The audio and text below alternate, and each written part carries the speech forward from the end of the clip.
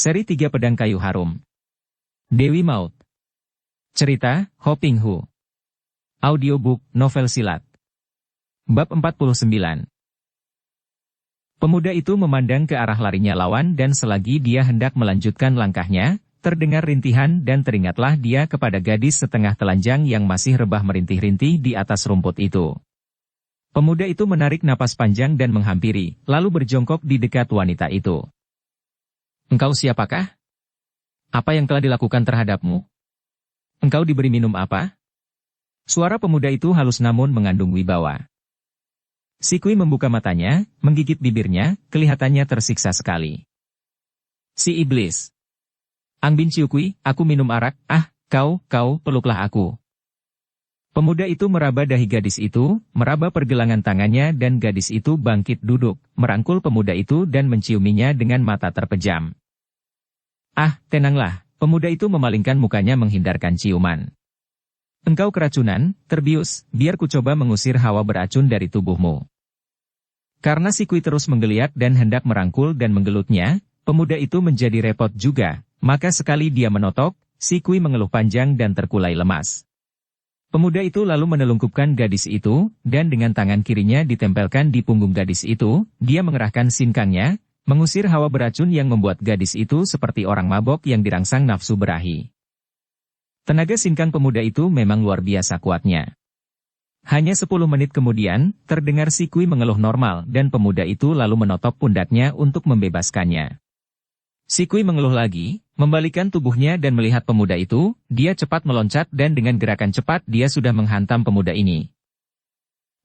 Sabar dan tenanglah. Pemuda itu menangkis dan tubuh si Kui terhuyung ke belakang. Kini agaknya si Kui baru sadar benar dan melihat pemuda yang asing itu, dia terkejut dan heran, kemudian dia melihat betapa tubuhnya hanya tertutup pakaian dalam sedangkan pakaian luarnya telah tertumpuk di atas rumput. Dia menjerit dan dengan gerakan canggung dan repot dia berusaha menutupi dada dan bawah pusarnya, kemudian membalikkan tubuh membelakangi pemuda itu. Pemuda itu tersenyum, lalu mengambil tumpukan pakaian dan melemparkannya kepada darah itu, tepat menutup di pundaknya. Kau pakailah kembali pakaianmu. Tanpa menjawab, si Kui mengenakan lagi pakaian luarnya, barulah dia membalik dan memandang pemuda itu dengan muka merah dan sinar mata masih bingung. Apa yang terjadi? Apa yang kau lakukan? Aku hanya mengusir hawa beracun yang menguasaimu, Nona. Mana dia? Mana iblis itu? Kau maksudkan si pemabok tadi? Dia sudah lari. Si Kui mulai teringat semuanya. Betapa dia minum arak dari cawan dan menjadi pening, kemudian betapa dia senang sekali dirangkul dan diciumi Ang Bin Chiu Kui, bahkan dibaringkan di atas rumput alang-alang. 3 kali dia meludah ke arah rumput alang-alang tadi, penuh kejijikan. Pemuda itu tersenyum. Jangan khawatir, Nona. Belum terlambat si bedebah itu melanjutkan perbuatannya yang terkutuk. Si Kui memandang pemuda itu, menatap wajah yang tampan dan gagah itu dan mukanya menjadi makin merah. Dia telah terlihat oleh pemuda ini dalam keadaan setengah telanjang. Engkau mengusirnya? Tanyanya hampir tidak percaya bahkan pemuda tampan sederhana ini telah menyebabkan Ang Bin Chiu Kui melarikan diri. Pemuda itu mengangguk. Aku lewat dan melihat perbuatannya yang terkutuk, maka aku menegurnya dan akhirnya dia lari. Dan kau lalu mengobatiku? Kembali pemuda itu mengangguk. Melihat sikapmu yang tidak wajar, aku tahu bahwa engkau terbius hawa beracun, maka aku lalu mengusir hawa beracun dari tubuhmu.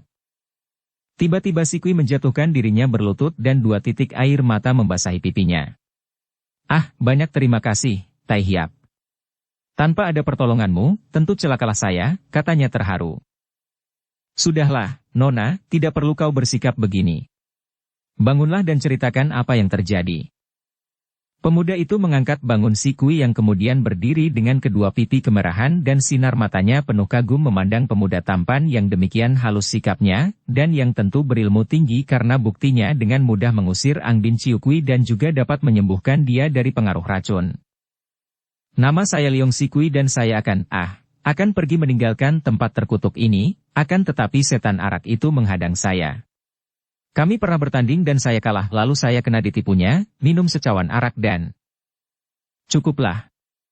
Aku sudah dapat menduganya. Orang itu jahat sekali. Tentu saja jahat, Tai Hiap, karena dia adalah majikan Padang Bangkai di sini. Selain dia, masih ada lagi istrinya, Choa Tok Sian Li yang tidak kalah kejamnya. Mereka berdua menjadi majikan Padang Bangkai, dibantu oleh 15 orang anak buah mereka. Daerah ini amat berbahaya, Tai Hiap, maka sungguh mengherankan Tai Hiap dapat datang ke tempat seperti ini. Aku hendak pergi ke Lembah Naga. Oh! Melihat gadis yang manis itu berseru kaget dan mukanya berubah, pemuda itu cepat bertanya. Nona Liong, apakah engkau mengenal tempat itu? Mengenal Lembah Naga? Tentu saja, akan tetapi sebelumnya, siapakah Tai Hiap ini dan apa perlunya mencari Lembah Naga? Sinar mata gadis itu menatap wajah yang tampan itu dengan penuh kekhawatiran. Pemuda itu juga memandang si gadis penuh perhatian dan dia mengharap bahwa gadis yang telah diselamatkannya dari ancaman bahaya mengerikan tadi, yang agaknya mengenal daerah itu, akan dapat membantunya dengan petunjuk-petunjuk, maka dia lalu menjawab sejujurnya. Aku bernama Chia Bun Hou. Ai! Kembali si Kui berseru kaget, mulutnya agak terbuka, matanya terbelalak menatap wajah pemuda itu seperti orang melihat sesuatu yang luar biasa. Tentu saja dia telah mendengar nama ini dari gurunya, nama putra ketua Qin Ling Pai yang kabarnya memiliki kepandaian amat hebat. Tak disangkanya kini dia berhadapan dengan orangnya, seorang pemuda yang luar biasa, tampan dan gagah, dan telah menyelamatkannya dari perkosaan An Bin Chiu Kui. Bagaimana Chia Bun Hou dapat muncul di tempat itu dan secara kebetulan dapat menyelamatkan Liong Si Kui dari bahaya perkosaan? Seperti telah kita ketahui, pemuda ini meninggalkan Qin Ling Pai, diutus oleh ayahnya untuk menyerahkan surat kepada keluarga Yuan de Gama di Entai calon besan Qin Ling Pai, dan menghaturkan surat untuk kaisar di kota raja. Setelah mendengar bahwa dia telah dipertunangkan dengan Shou Kui Eng atau Maria de Gama, hati Bun Hou merasa tidak tenang, karena sesungguhnya pemuda ini telah jatuh cinta kepada In Hong. Maka, menerima tugas ayahnya untuk menyerahkan surat kepada keluarga Shou itu, dia merasa enggan, karena dia merasa malu bertemu mereka, apalagi bertemu dengan Kui Eng yang tentu telah tahu bahwa mereka telah bertunangan. Menyesalah rasa hati Bun Hou kalau teringat betapa dahulu dia telah mencium gadis itu. Karena keengganan ini, maka dia tidak lebih dulu ke Yantai, melainkan lebih dulu ke kota raja untuk menyerahkan surat ayahnya kepada kaisar. Dan begitu tiba di kota raja, dia mendengar bahwa baru beberapa hari yang lalu, In Hong yang kini menjadi seorang putri itu telah diculik oleh Pek Hiat Moko dan Hek Hiat Moli. Tentu saja dia menjadi terkejut sekali dan marah. Dia menyerahkan surat ayahnya kepada kaisar dengan menghadap sendiri. Kebetulan sekali pada waktu itu, kaisar telah menerima balasan dari Raja Sabutai bahwa urusan kakek dan nenek guru Sabutai itu adalah di luar tanggung jawab Sabutai, bahwa Sabutai tidak tahu menahu dengan semua perbuatan kedua orang gurunya itu yang kini telah meninggalkan dia dan berada di Lembah Naga. Maka begitu membaca surat ketua Qin Ling Pai yang mohon bantuan kaisar karena puteranya hendak merampas kembali Siang Bo Kiam pusaka Qin Ling Pai dan dikhawatirkan bahwa kakek dan nenek iblis itu mengandalkan pasukan liar di utara, kaisar lalu memanggil panglima pengawal untuk mengerahkan pasukan pengawal dan membantu putra ketua Qin Ling Pai itu menuju ke Lembah Naga. Bukan hanya untuk merampas kembali Siang Bo Kiam, akan tetapi terutama sekali untuk menyelamatkan Yap In Hong. Akan tetapi Bun Hou yang tidak sabar menanti, berpamit dan berangkat lebih dulu seorang diri dengan cepat sehingga pada hari itu, dia tiba di luar dusun Padang Bangkai dan secara kebetulan dapat menolong Si Kui. Ketika dia melihat Si Kui terkejut mendengar namanya, bahkan wajah gadis yang manis itu menjadi pucat, dia lalu bertanya. Nona, apakah engkau sudah mengenal namaku? Si Kui mengangguk. Tai Hiap adalah putra ketua Qin Ling Pai, bukan? Benar. Bagaimana engkau bisa tahu, Nona? Dan Tai Hiap hendak pergi ke Lembah Naga untuk menuntut kembalinya Siang Bo Kiam dan menolong Nona Yap In Hong. Benar. Bagaimana dengan Nona itu? Bun Hou girang sekali. Si Kui menghela napas panjang. Tai Hiap, mereka telah menanti-nanti datangnya orang-orang yang hendak menolong Nona Yap In Hong, dan mereka telah bersiap-siap. Tai Hiap, kalau Tai Hiap percaya kepada saya, harap Tai Hiap jangan pergi ke sana. Berbahaya sekali. Si Kui menatap wajah itu dan dia merasa makin khawatir. Entah bagaimana, dia tidak dapat membayangkan pemuda ini menemui bencana di Lembah Naga. Mengapa begitu, Nona? Chia Taehyap, percayalah kepadaku. Di sana, selain ada Pek Hiat Moko dan Hek Hiat Moli, juga ada Bou Taisu dan ada pula guruku, Hek Isian Kou, di samping masih ada 100 orang anak buah kedua orang kakek dan nenek itu. Ah, kiranya engkau adalah murid Hek Isian Kou. Tiba-tiba si Kui berlutut kembali dan kini dia tidak dapat menahan air matanya. Taehyap harap jangan samakan saya dengan mereka. Tidak, saya hanya terbawa oleh Subo yang tentu saja ingin membalas dendam kematian Supek Huahua Cinjin. Akan tetapi sekarang saya telah melihat dengan jelas betapa mereka itu adalah orang-orang jahat. Karena itu, tadinya saya hendak melarikan diri dari sini, Taehyap, sampai saya terhadang oleh Angbin Ciukui dan hampir celaka. Sungguh, saya amat khawatir kalau Taehyap melanjutkan perjalanan. Amat berbahaya menempuh bahaya itu seorang diri saja. Kembalilah, Taehyap. Atau setidaknya, kalau Taehyap hendak menyerbu, bawalah teman sebanyaknya. Bun Hou dapat mempercayai keterangan gadis ini.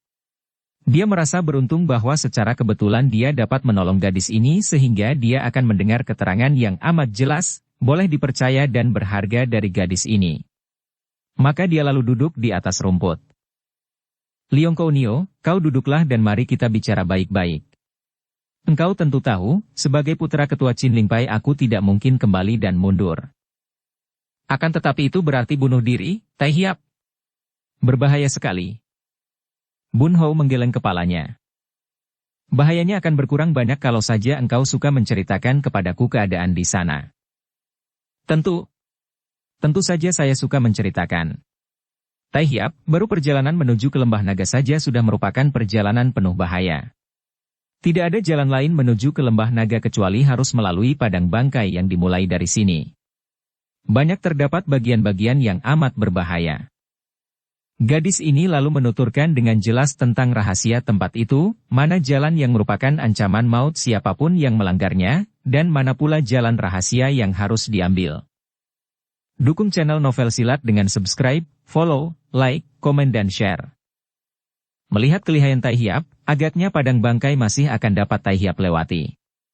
Akan tetapi setelah Taehyap berada di daerah Lembah Naga, haruslah berhati-hati sekali. 100 orang anak buah kakek dan nenek itu adalah orang-orang pilihan dari pasukan Raja Sabutai, dan Pek Hiat Moko serta Hek Hiat Moli memiliki kesaktian luar biasa, Taehyap. Dan Taehyap hanya sendirian saja. Mendengar penuturan yang panjang lebar itu Bun Hou menjadi girang sekali. Setidaknya dia kini tahu jalan mana yang harus diambil. Maka dia lalu bangkit berdiri, diikuti oleh si Kui, dan menjura sambil berkata, Liong Kounio telah memberi bantuan yang amat berharga kepadaku, banyak terima kasih atas kebaikanmu, Kounio. Jangan berkata demikian, Taehyap. Sayalah yang berhutang budi dan nyawa. Selamat berpisah, Kounio, aku hendak melanjutkan perjalanan. Si Kui masih hendak mencegah, namun pemuda itu telah menggerakkan kakinya dan berkelebat lenyap di antara rumpun alang-alang yang tinggi. Dia terkejut dan kagum bukan main. Dia sendiri adalah seorang yang memiliki ilmu ginkang yang tinggi, namun gerakan pemuda itu demikian cepatnya sehingga dia maklum bahwa dibandingkan dengan tingkat kepandaian putra ketua Qin Lingpai itu, kepandaiannya seperti permainan kanak-kanak saja. Jantungnya berdebar ketika dia teringat bahwa pemuda itu adalah putra seorang ketua perkumpulan yang amat besar dan terkenal. Subonya selalu menolak pinangan pemuda-pemuda yang jatuh cinta kepadanya karena Subonya hanya mau menjodohkan dia dengan pemuda pilihan, bangsawan atau putra ketua perkumpulan yang berilmu tinggi dan terkenal. Dan pemuda tadi. Ah, aku melamun yang bukan-bukan, dia mencela diri sendiri. Akan tetapi darah itu pun kini melangkah, bukan melanjutkan perjalanan ke selatan, melainkan kembali ke utara, karena dia ingin kembali ke Lembah Naga. Pertemuannya dengan Bun Hou, mendengar bahwa pemuda itu akan menyerbu Lembah Naga, membuat dia khawatir sekali dan berubah sama sekali niatnya. Dia harus kembali ke Lembah Naga, dia tidak mungkin bisa meninggalkan pemuda itu begitu saja tertimpa malapetaka di Lembah Naga. Bun Hou berlari cepat akan tetapi juga dengan penuh kewaspadaan. Dia maklum akan bahaya yang terdapat di padang bangkai ini dan merasa bersyukur bahwa dia dapat menolong si Kui sehingga mendapatkan petunjuk-petunjuk yang amat berharga dari gadis itu. Dari si Kui dia mendengar tadi bahwa In Hong masih dalam keadaan baik-baik saja, karena memang gadis itu ditawan untuk dipergunakan sebagai umpan. Mendengar bahwa In Hong masih selamat, hatinya lega bukan main. Memang amat penting baginya untuk merampas kembali Siang Bok Kiam, akan tetapi yang lebih penting lagi adalah menyelamatkan In Hong. Dirabanya perhiasan rambut burung Hong Kumala yang selalu berada di saku bajunya bagian dalam, kemudian dirabanya pedang Hong Chu Kiam yang melilit pinggangnya. Apapun yang terjadi, dia harus menyelamatkan In Hong. Tiba-tiba dia berhenti dan menyelinap di balik rumpun alang-alang ketika dari jauh dia melihat serombongan orang berjalan sambil tertawa-tawa, akan tetapi di antara suara ketawa banyak orang laki-laki itu dia mendengar suara isak tangis seorang wanita. Ketika rombongan itu telah tiba dekat, dia memandang dengan mata berkilat saking marahnya. Rombongan itu terdiri dari belasan orang laki-laki tinggi besar dan di tengah-tengah mereka terdapat seorang wanita cantik yang telanjang bulat. Kedua tangannya dipegangi banyak orang dan dia setengah diseret menuju ke sebuah padang rumput hijau tak jauh dari situ. Dia mendengar dari penuturan si Kui tadi bahwa padang rumput hijau itu amat berbahaya, karena di bawahnya menyembunyikan lumpur maut yang sekali diinjak akan menyedot tubuh manusia dan di dalamnya terdapat lintah dan binatang lain yang beracun. Kini rombongan laki-laki itu mengangkat tubuh si wanita telanjang dan beramai-ramai mereka melemparkan tubuh wanita itu ke tengah padang rumput. Wanita itu menjerit, tubuhnya terbanting dan amblas ke bawah sampai ke pinggang. Matanya terbelalak dan dia meronta-ronta, akan tetapi terbenam makin dalam. Tiba-tiba wanita itu tertawa, lalu menangis lagi dan karena dia terus meronta, sebentar saja suara tawa atau tangisnya itu lenyap karena kepalanya telah terbenam, hanya tinggal kedua tangannya saja yang nampak, membentuk sepasang cakar yang kaku. Bun Hou menahan napas saking ngeri dan marahnya melihat peristiwa ini.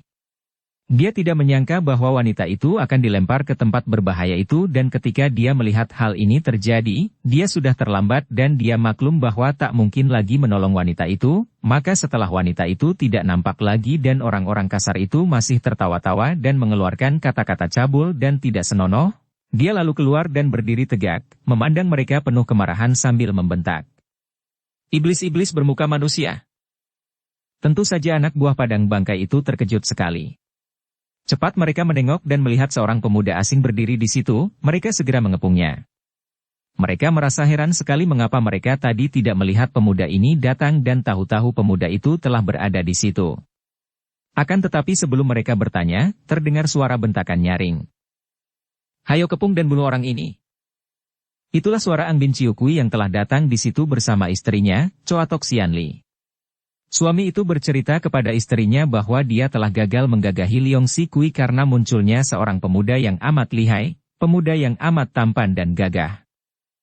Mendengar ini, Choa Tok Sian Li sudah tertarik sekali, maka dia cepat bersama suaminya keluar dari sarang untuk menangkap pemuda yang tampan dan gagah itu.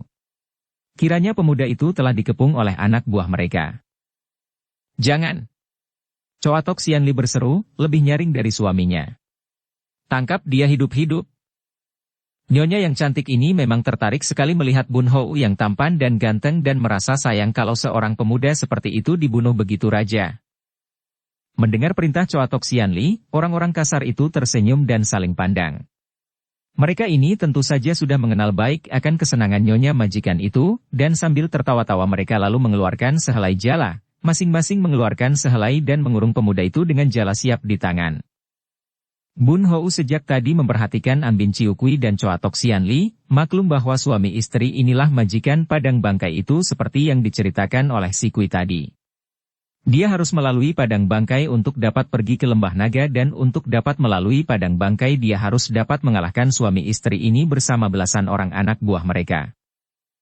Kebetulan, pikirnya, mereka kini telah berkumpul semua di sini, di tepi padang rumput hijau yang menyeramkan itu.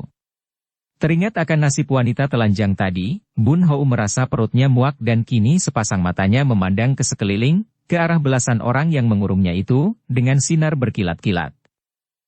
Haid! Tangkap! 4 orang menubruk dari 4 penjuru dengan jala mereka.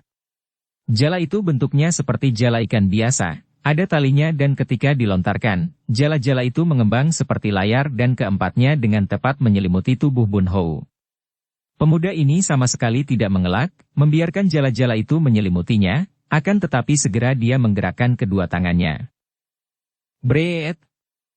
Empat helai jala itu pecah dan koyak-koyak hancur, dan si pemuda tampan itu masih berdiri di tengah-tengah pengepungan mereka dengan sikap tenang.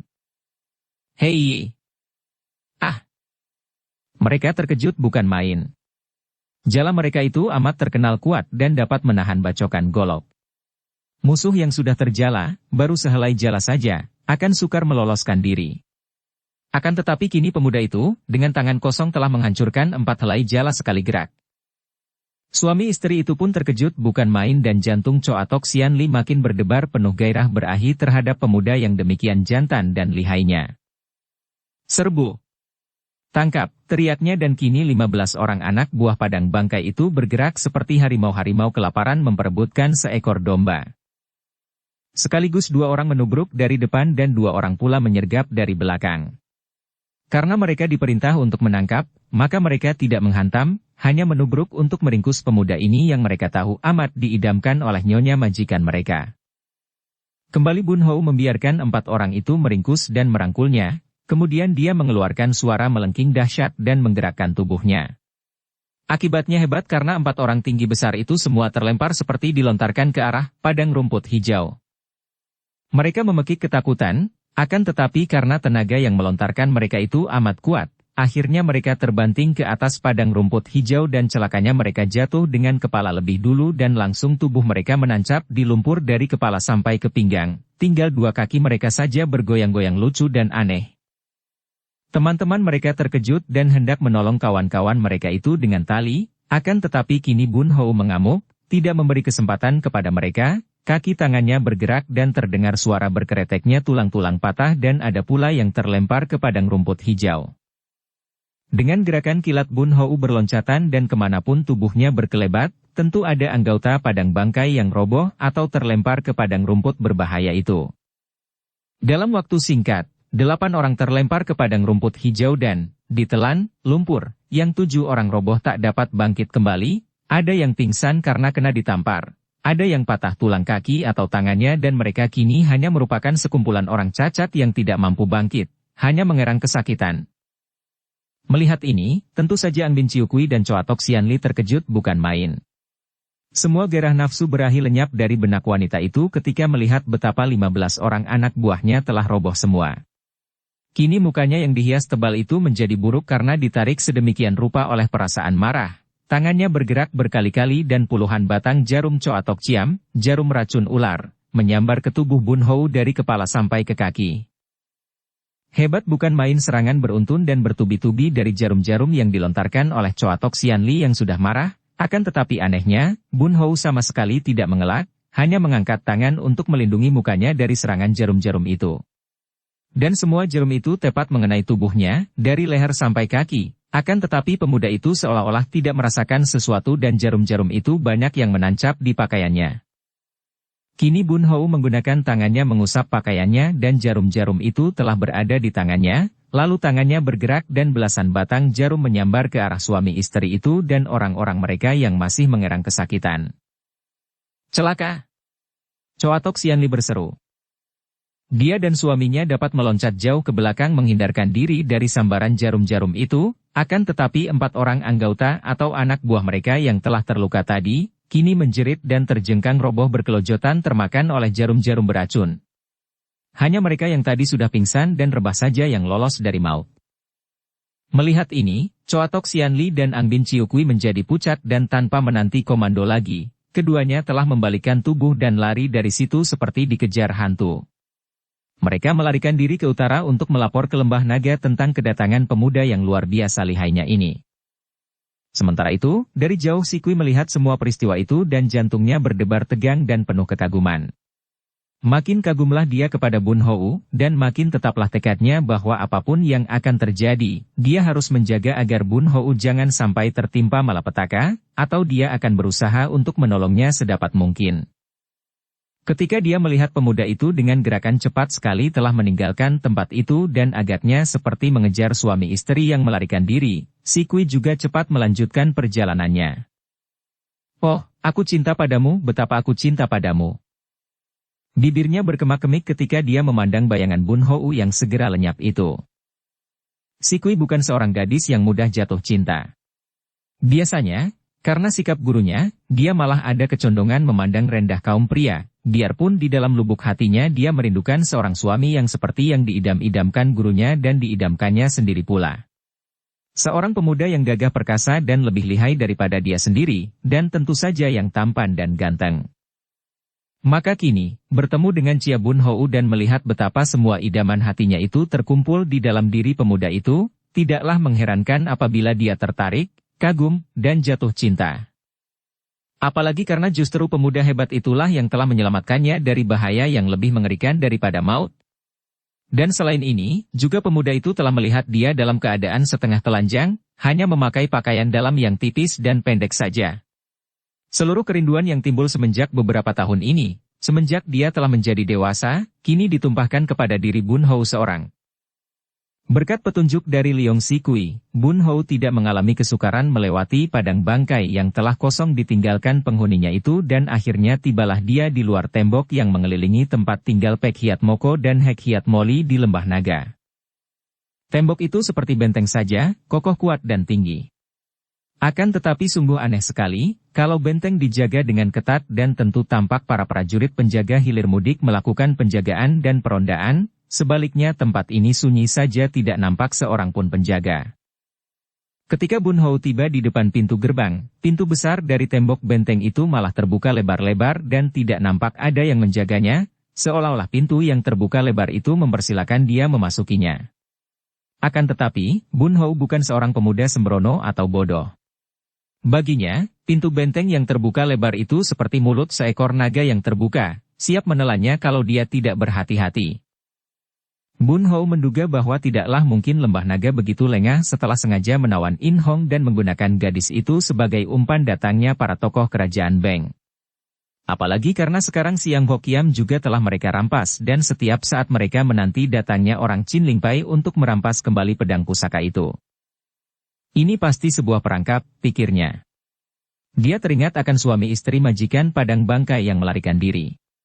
Pasti karena dua orang itu telah datang melapor, maka kini Lembah Naga sudah siap menyambutnya dan mengatur perangkap. Namun Bun Hou sama sekali tidak merasa jerih. Dia sudah bertekad mempertaruhkan nyawanya, bukan hanya untuk merampas kembali Siang Hokiam, melainkan terutama sekali untuk menyelamatkan In Hong gadis yang dicintanya itu. Dia lalu pergi mencari sebongkah batu yang beratnya kurang lebih seberat orang biasa. Lalu dia melontarkan batu itu ke lantai di tengah pintu gerbang sedangkan tubuhnya sendiri mencelat ke atas seperti seekor burung terbang saja. Bu! Baru saja batu itu tiba di lantai pintu, terdengar bunyi berderit nyaring dan lantai di bawah pintu gerbang itu terkuak lebar sekali merupakan sumur besar yang dapat menelan puluhan orang prajurit yang menyerbu pintu gerbang itu. Kemudian, dari atas kanan kiri pintu gerbang itu, belasan orang laki-laki yang sudah bersiap dengan gendewa mereka melepas anak panah seperti hujan saja ke dalam lubang. Bun Hou bergidik. Jangankan baru dia seorang, andai kata ada pasukan yang lancang menyerbu masuk, tentu pasukan itu akan terjeblos ke dalam lubang sumur besar itu dan semua tewas di bawah hujan anak panah itu. Akan tetapi kini para anak buah Lembah Naga itu sudah melihat Bun Hou yang berdiri di atas tembok, maka mereka kini lalu membalikkan gendewa mereka dan menyerang pemuda itu dengan anak panah. Bun Hou meloncat ke bawah, kaki tangannya menangkis dan menendang anak panah yang datang menyerangnya, ada pula yang mengenai tubuhnya akan tetapi semua anak panah itu runtuh ke bawah, tidak ada yang dapat melukai tubuhnya yang sudah dilindungi oleh sinkang menjadi kebal. Begitu tiba di bawah, Bun Hou berseru nyaring. Pek Hiat Moko dan Hek Hiat Moli. Keluarlah kalian kalau memang kalian bukan pengecut-pengecut hina. Aku Chia Bun Hou dari Chin Ling Pai telah datang. Semua anak buah Lembah Naga terkejut mendengar ini. Di antara mereka memang ada yang sudah pernah melihat Chia Bun Hou ketika pemuda ini dahulu memasuki benteng Sabutai, akan tetapi ada pula yang belum melihatnya. Akan tetapi, mereka semua telah mendengar akan nama pemuda Chin Ling Pai yang kabarnya amat lihai itu dan tadi mereka sudah menyaksikan sendiri betapa selain tidak dapat terjebak di pintu gerbang, juga pemuda itu telah memperlihatkan kelihayannya ketika dihujani anak panah. Hahaha, bocah sombong. Terdengar suara keras dan nampaklah Pek Hiat Moko dan Hek Hiat Moli muncul dari dalam sebuah rumah gedung, langsung menghampiri tempat yang telah dikurung oleh puluhan orang anak buah mereka itu. Juga, nampak muncul Bo Taisu dan Hek Isian Kou, kemudian paling akhir muncul pula Ang Bin Chiu-kui dan Choa Tok Sian Li yang memandang ke arah pemuda itu dengan sikap gentar. Hahaha. Mana ketua Chin Ling Pai? Aku mengharapkan dia yang muncul di sini, bukan seorang bocah masih ingusan macam kau. Pek Hiat Moko berkata lagi, memandang rendah kepada Bun Hou. Bun Hou sudah memandang penuh perhatian. Pek Hiat Moko yang bermuka putih dan berpakaian hitam di samping Hek Hiat Moli yang bermuka hitam berpakaian putih itu benar-benar merupakan pasangan yang menyeramkan sekali. Akan tetapi, teringat bahwa In Hong berada di sebelah dalam dari satu di antara rumah-rumah di benteng ini, bangkit kembali semangat Bun Hou dan dengan tabah dia lalu berkata, Jiwie Lo Cian Pui adalah dua orang tua yang berilmu, mengapa menggunakan cara yang amat tercela? Kalau hendak menantang kami mengapa harus menggunakan akal pancingan? Hehehe, bocah ini bermulut lancang. Hek Hiat Moli mengejek. Pedang Siang Bokia memang ada pada kami, suruhlah ketua Chin Ling Pai sendiri datang untuk mengambilnya kalau dia berani. Cukup dengan aku saja sebagai putra ketua Chin Ling Pai mewakili ayah dan seluruh Chin Ling Pai, kata Bun Hou tenang. Dan bukan hanya untuk Siang Bokiam, terutama sekali hendaknya Jiwie suka membebaskan Nona Yap In Hong sekarang juga. Ucapan yang tenang dari Bun Hou ini mengherankan semua orang, heran akan keberanian pemuda ini yang datang seorang diri di tempat itu namun telah membuka suara lantang hendak merampas kembali Siang Hokiam dan menuntut dibebaskannya Yap In Hong. Sejenak keadaan menjadi sunyi dan semua orang menanti jawaban dari dua orang kakek dan nenek itu dan tiba-tiba kesunyian itu dipecahkan oleh suara lemah. Subo. Semua orang menengok dan Hek Isian Kou juga menoleh. Ketika dia melihat muridnya yang berpakaian merah itu telah tiba di situ dengan muka agak pucat, dia cepat memanggil dengan suara dingin. Sikui, kesinilah engkau. Mendengar suara gurunya, Liong Sikui terkejut dan melirik ke arah Ang Bin Chiu-kui dan istrinya yang keduanya menyeringai itu, dia lalu cepat menghampiri gurunya dan menjatuhkan dirinya berlutut di depan kaki Hek Isian Kou. Hehehe, bagus sekali muridmu, Sian Kou. Kiranya muridmu yang kau bilang amat boleh dipercaya itu hanya seorang pengkhianat tak tahu malu, kata Hek Hiat Moli. Nanti dulu, Moli. Hek Isian Kou membantah. Kita tidak boleh hanya mendengarkan keterangan yang sepihak saja. Persoalan ini perlu diselidiki baik-baik sebelum menjatuhkan kesalahan kepada satu pihak. Sikui, bagaimana dengan perintah yang kuberikan kepadamu untuk menemui majikan-majikan Padang Bangkai dan menyampaikan pesan? Sudah Tecu lakukan dengan baik, Subo. Akan tetapi, darah itu melirik ke arah Ang Bin Chiu-kui yang masih menyeringai. Akan tetapi engkau berkhianat kata orang, hendak melarikan diri dari sini, kemudian engkau bermain gila dengan pemuda Chin Ling Pai ini, berzina dengan dia dan ketahuan oleh Ang Bin Chiu-kui dan... Bohong. Sikui menjerit dan dia melompat bangun, menghadapi Ang Bin Chiu-kui dan menudingkan telunjuknya kepada majikan Padang Bangkai itu. Dia bohong, dia bukan manusia, Subo. Dia inilah manusianya yang hampir saja memperkosa Tecu. Ketika Tecu tiba di sana, mereka ini dan anak buah mereka tidak melakukan penjagaan, melainkan mengganggu banyak wanita biarpun kemudian mereka bilang bahwa wanita-wanita itu adalah anak buah Giok Hongpang. Kemudian dengan curang iblis ini menyuguhkan arak beracun kepada Tecu dan nyaris Tecu diperkosa olehnya. Berdebah keparat dia ini. Hahaha. Kami lihat engkau dan pemuda Chin Ling Pai itu bergumul di antara rumpun alang-alang, hahaha, betapa asyiknya, dan sekarang masih memutar-balikan omongan, kata Ang Bin Chiu-kui. Nanti dulu, Chiu-kui. Benarkah omonganmu dan istrimu bahwa kalian melihat muridku berzina dengan pemuda Chin Ling Pai ini? Benar. Kami berdua melihatnya, jawab Choa Tok Sian Li dengan tegas. Bohong. Sikui menjerit lagi. Diam kau, Sikui. Hek Isian Kou membentak muridnya, lalu berkata kepada Pek Hiat Moko dan Hek Hiat Moli. Kalian berdua tentu bukan anak kecil dan hal ini tentu saja dengan mudah dapat kita periksa. Sepanjang pengetahuanku, muridku adalah seorang perawan. Akan tetapi kini dua orang majikan Padang Bangkai ini mengatakan bahwa muridku berzina dengan seorang laki-laki. Harap Hek Hiat Moli suka memeriksa kebenaran keterangan itu. Kalau benar muridku sekarang sudah bukan perawan lagi, aku sendiri yang akan membunuhnya. Hehehe, itu benar sekali. Hek Hiat Moli melangkah maju dan sebelum Sikui sempat mengelak, dia telah tertotok roboh. Dengan cekatan jari-jari tangan Hek Hiat Moli meraba-raba dan tak lama kemudian dia membebaskan totokannya, mencelat ke tempatnya kembali sambil berkata kecewa. Dia benar masih perawan.